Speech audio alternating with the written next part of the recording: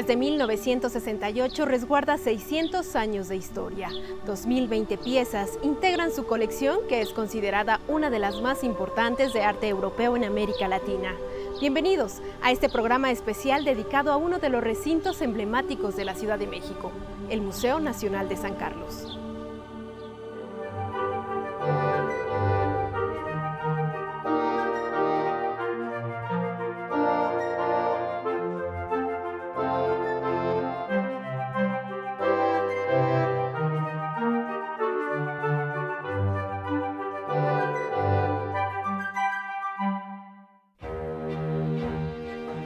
Evocar a la historia, a los procesos creativos de arte occidental, es también recordar el origen de la identidad artística nacional. Las obras de los maestros del pincel, el bronce y el lápiz, procedentes de Italia, España, Inglaterra y Países Bajos, sirvieron como modelos para la educación de creadores mexicanos. La vocación del museo es única, en el sentido de que es el único museo de México que tiene como vocación preservar y difundir una colección de arte europeo y estudiar las consecuencias en la formación de una tradición artística nacional.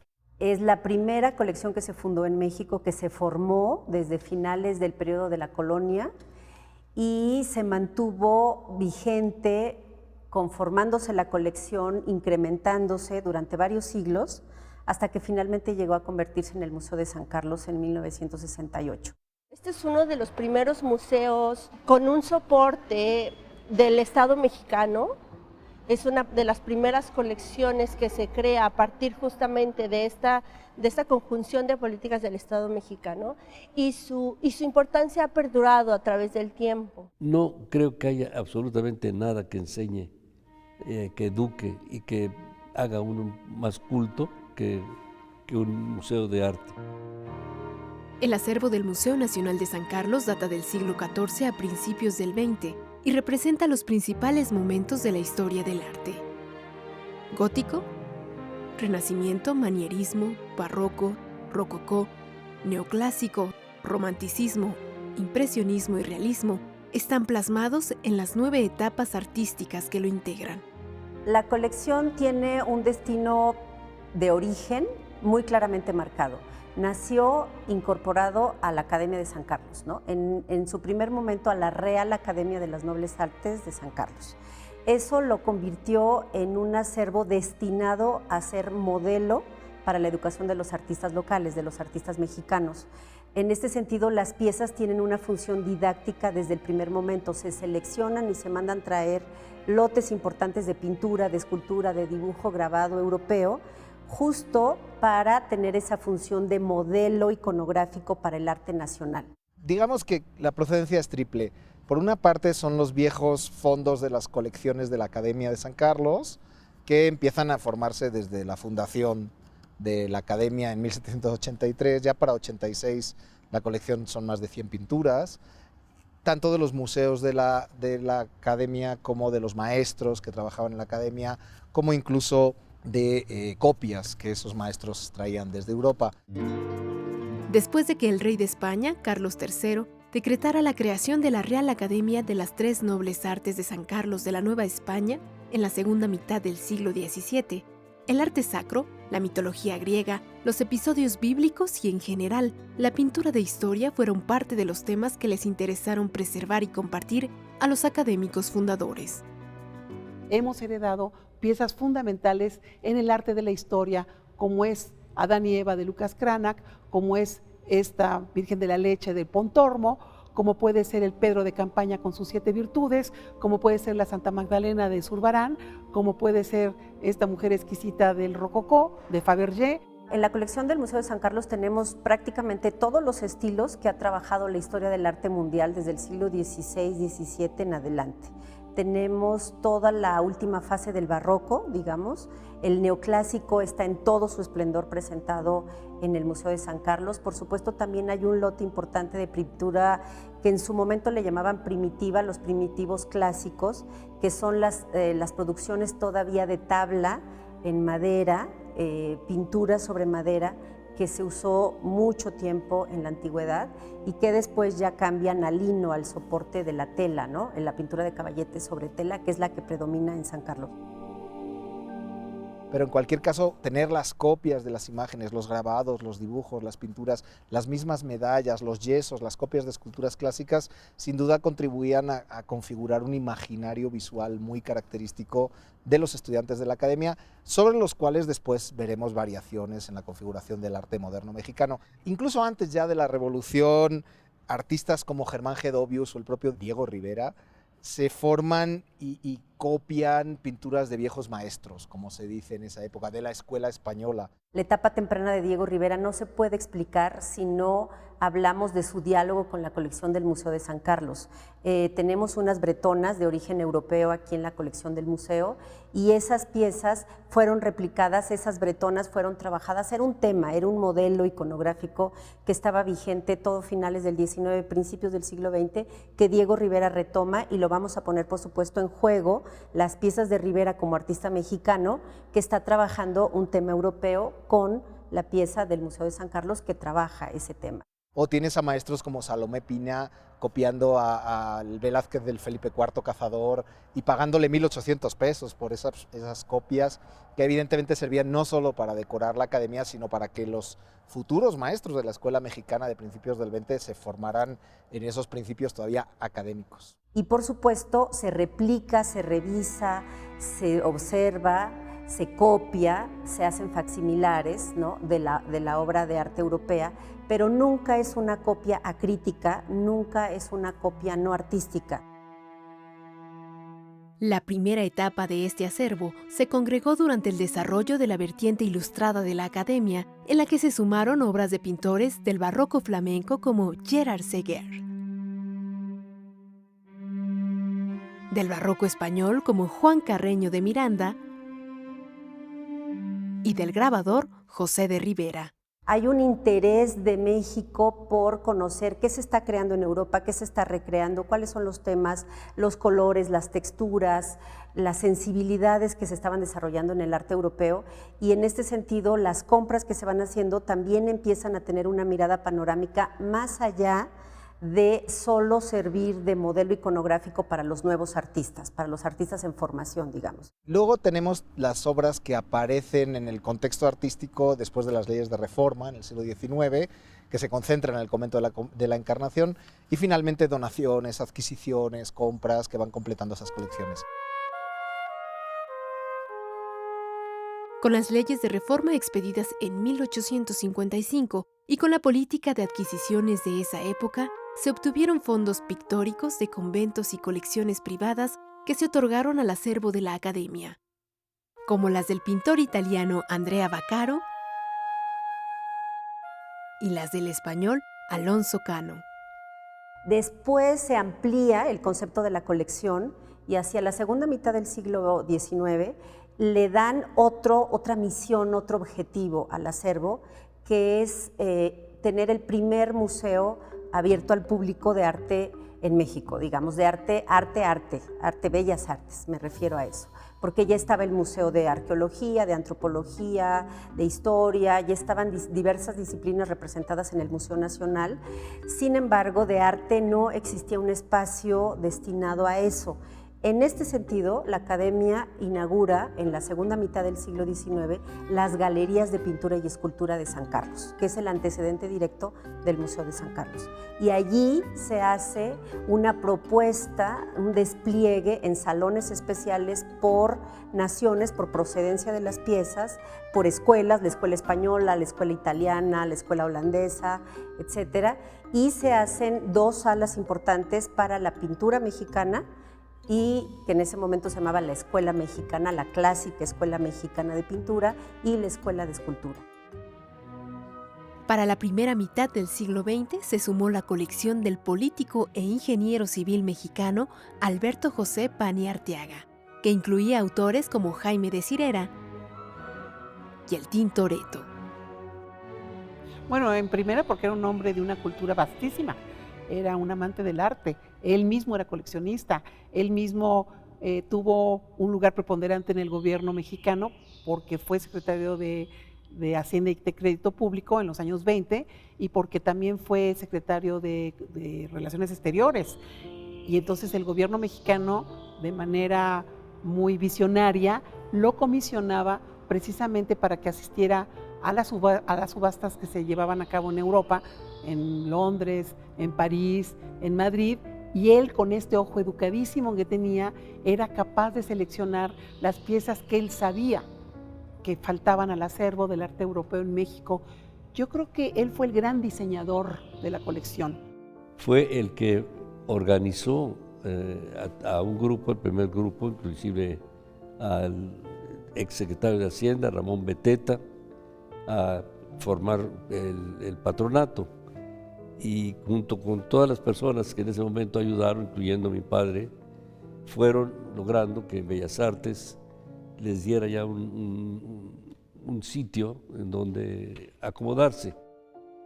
Pinturas del siglo XVII, como la serie de los apóstoles San Bartolomé, San Pablo, San Juan y San Tadeo, rodeados con una orla de flores provenientes de la escuela española del período barroco, o como la de Susana y los viejos, realizada en ese mismo siglo por el pintor flamenco Simón de Vos, fueron tan solo algunas de las piezas coleccionadas por Pani. Son piezas, algunas que están catalogadas como anónimas o que se han estudiado, digamos, a través justamente de razones estilísticas y que todavía representan un reto para poder conocer mejor. Al mismo tiempo, hemos recibido también piezas que fueron requisitadas por Hacienda y Crédito Público. Es el caso del gran altar gótico, Espadarsés, que tenemos en la sala gótica como pieza principal.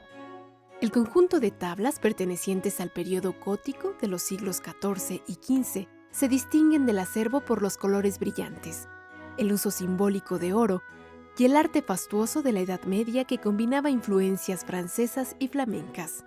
El retablo de la Encarnación del catalán Pere Espallargués, atribuido al año 1465, es una muestra de la actitud solemne de este estilo. Es la colección de arte gótico más importante, con sus 14 piezas representativas que tiene el país. Yo pienso que una de las colecciones más interesantes tiene que ver con estas piezas del gótico internacional que tienen aquí y que tampoco han sido muy estudiadas. El acervo de este espacio museístico también se ha enriquecido con la obra que su patronato adquirió desde su fundación en 1960. El Patronato de San Carlos es considerado el primero de los museos en México. He tenido la suerte de que existe un patronato maravilloso que siempre está lleno de ideas que apoyan, visualizan, piensan, lo hacen realidad. Constantemente estamos haciendo mejoras y creo que lo que se ha logrado, tanto como edificio, como facilidades, etcétera, hasta para los débiles visuales, a base de tocar las pinturas, pueden darse cuenta de colores, hechura, todo. Así que un acervo no sigue una sola línea, un acervo se va conformando por varias aristas que se unen, sin dejar de lado también que el Instituto Nacional de Bellas Artes tiene un comité de adquisiciones y que gracias a él pudimos obtener una pieza manierista de primer nivel, como es el Andrés de Concha, que se compró hace 3 años.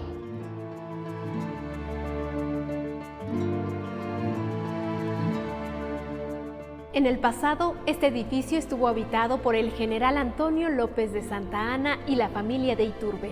Vamos a un pequeño corte y regresamos con más del Museo Nacional de San Carlos.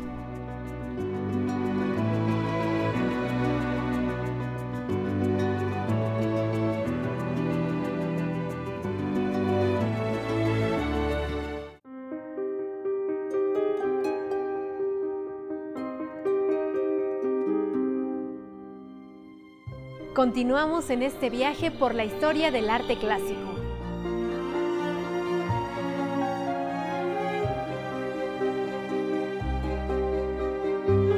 Después de peregrinar por sedes como el Palacio de Bellas Artes y las instalaciones de la Academia 22, el Museo Nacional de San Carlos se inauguró el 12 de junio de 1968 a petición del político Adolfo López Mateos en el Palacio de los Condes de Buenavista, construido por el arquitecto valenciano Manuel Tolsá a finales del siglo XVIII y principios del XIX.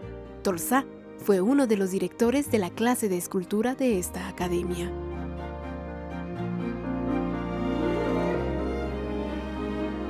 Y de esa vieja Academia de Bellas Artes se vinieron a este sitio tan bello que era de Lina, pero lo cedieron al Instituto Nacional de las Bellas Artes.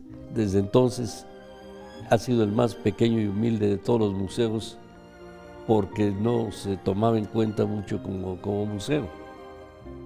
Pero ahora sí ha logrado un lugar estupendo y creo que se va a desarrollar más el centro como una visita a varios museos en donde obligadamente tendrán que pasar por el Museo de San Carlos.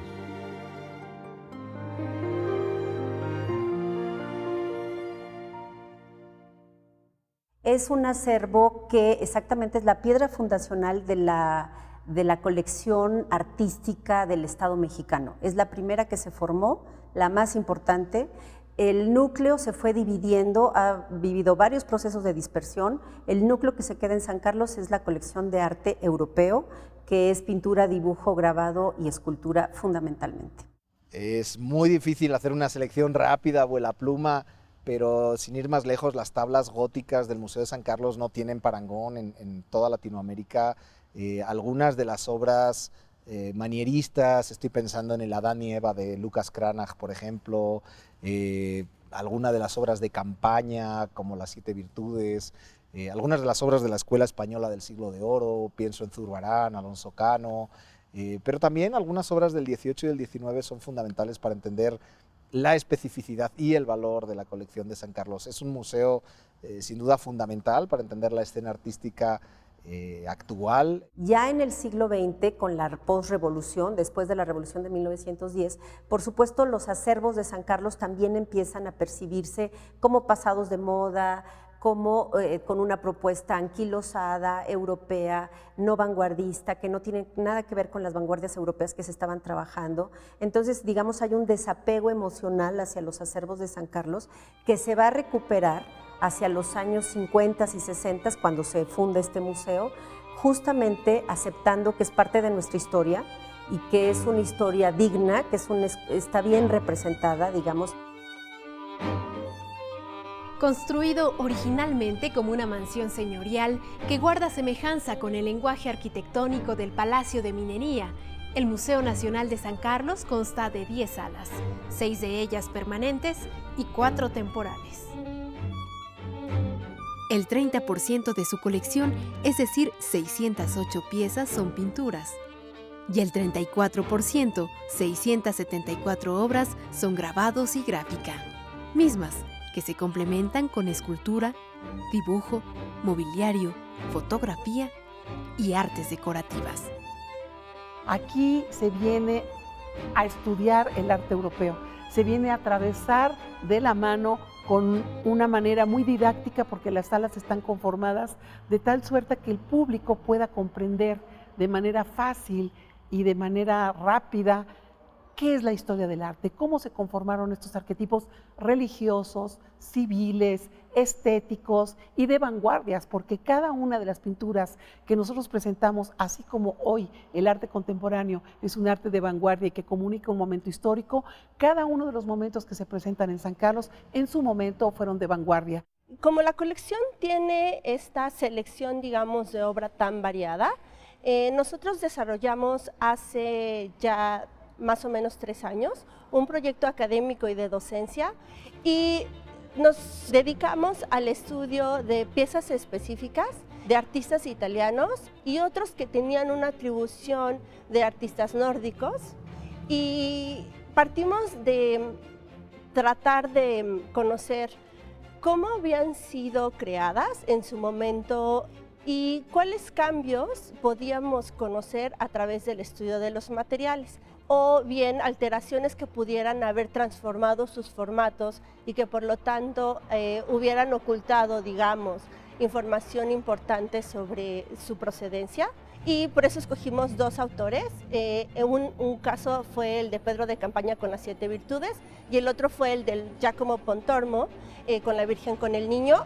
Cuando hicimos este análisis que nos tomó varios meses llevar a cabo, pudimos resolver temas vinculados con la procedencia de los materiales, por ejemplo, los soportes apuntan a un lugar de extracción bien específico, que son los bosques que están cercanos a los talleres donde los artistas tienen sus tiendas, ¿no? O sus obradores. Y en este caso, la tabla del Pontormo, por ejemplo, resultó la típica que conforma los paneles más utilizados por el autor, y es un panel de álamo, ¿no? Unido con un método de armado que también es típico de su taller, que eso para nosotros era fundamental porque los expedientes de obra, los catálogos son el principio de una buena política de conservación. Y en este país eso todavía hace mucha falta, trabajar mucho más sobre eso. Así que estamos de plácemes porque también la extensa colección que conforman 2020 piezas se encuentra cada vez más restaurada. Es decir, es una colección viva, orgánica, que requiere para ello de ser conservada y por lo mismo ha pasado por procesos de restauración dentro de los centros de restauración del instituto. Hasta ahora, la colección de San Carlos se ha custodiado por 8 directores, entre los que se encuentran Enrique Gual, Graciela Reyes Retana, María Fernanda Matos Moctezuma y Carmen Gaitán, mismos que de 1968 al 2018 dirigieron más de 200 exposiciones, algunas de ellas itinerantes que permitieron presentar piezas de esta colección en los museos más importantes del mundo, como el Museum of Art en Florida, el Palazzo dei Diamanti en Italia y el Museo de Arte de Georgia. Nos han pedido, por ejemplo, de un museo de Ferrara, que fuera ni más ni menos que esta Magdalena Zurbarán, Andrea Vaccaro. Nos piden también que viaje el Sorolla, porque debemos de saber que cuando se celebró los 100 años de la independencia de México, el presidente Porfirio Díaz pidió que se comprara esa pieza porque Sorolla había mandado una serie de piezas emblemáticas para esta celebración. Así pues, la fortuna de que nosotros contemos con esta gama de prestigiados pintores hacen de San Carlos un museo único. Recuerdo la exposición que hubo hace unos años con obra de Damien Hirst, uno de los nuevos artistas británicos, en los cuales se ponía a dialogar la colección permanente con obras contemporáneas. Me parece que fue un ejercicio de contrapunto, de museografía comparativa muy interesante. El caso de Canova, el caso de Listri, que trajo fotografías de aquellas salas del Vaticano que están cerradas al público, o la gran colección Colnaghi, esta colección europea que llegó aquí el año pasado con 21 piezas que eran el Guercino, estaba presente, Alonso Cano, había un Zurbarán, una Virgen de Zurbarán, una niña absolutamente espléndida, y estas son precisamente las piezas que conmueven al público y el público las transmite de boca en boca y llegan a visitarnos.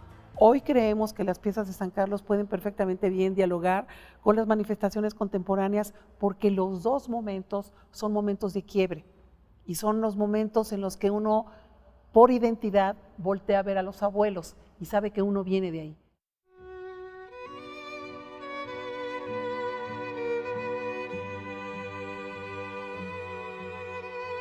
Evocaciones es quizá la muestra más ambiciosa presentada en el Museo Nacional de San Carlos, la primera que comparte con el público el origen de su existencia.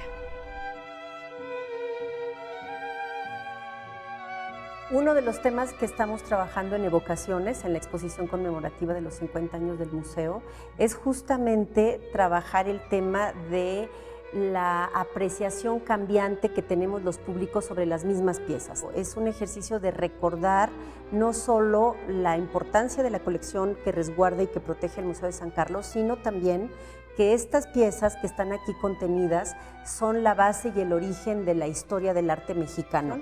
La exposición la cerramos más o menos hacia los años 20 del siglo pasado, y inicia todavía con pinturas del barroco tardío, digamos, del periodo de la colonia, de cuando México era la Nueva España.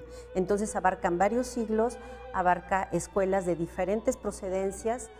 San Carlos se distingue porque es un museo que sale extramuros, porque tiene un vehículo que es una unidad móvil que va a las zonas más marginadas, es una unidad que va acompañada de una pedagoga que tiene un sistema de fácil acceso, de muy buena comunicación, con muy buenos mensajes y que empodera al público, es decir, lo empodera a través de un discurso muy bien estudiado para que le transmita lo que son las manifestaciones artísticas.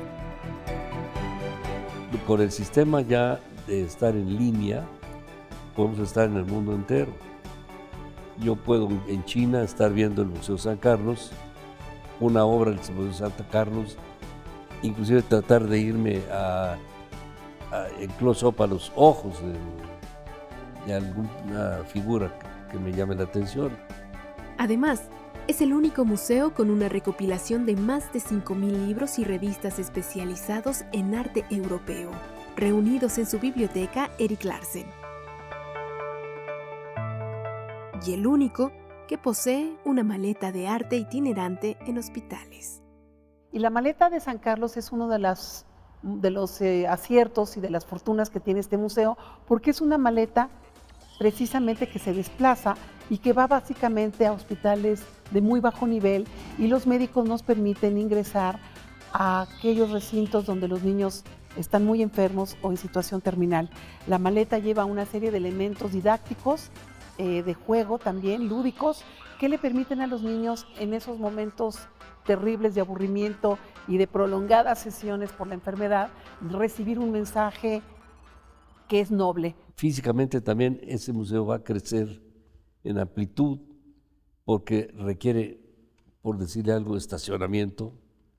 La calle que conduce hacia el centro, la Alameda Central, va a modificarse para ser cultural, y la calle, con sus árboles en medio y todo, que van hacia el Monumento a la Revolución, tiene que ser peatonal, y habrá ahí nuevos galerías, museos y pequeños restaurantes.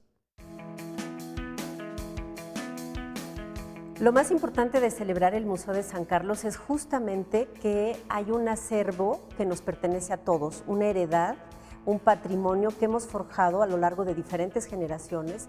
Este acervo es muy costoso, ha sido muy costoso construirlo, conservarlo, mantenerlo, preservarlo, restaurarlo, digamos, ¿no? Todas las colecciones de museos que tienen una gran colección detrás que la sostienen. El arte no tiene tiempo, el arte es. Cuando está dicho con verdad, cuando está hecho con honestidad, tiene su propio lenguaje y impacta o no impacta. Eso lo juzga el público, porque cualquier manifestación artística queda incompleta si no tiene al otro, que es ese público, ese ser que se para frente a lo que el artista primigeniamente quiso decir. Felicito al museo que cumple 50 años y le deseo que cumpla 500 más.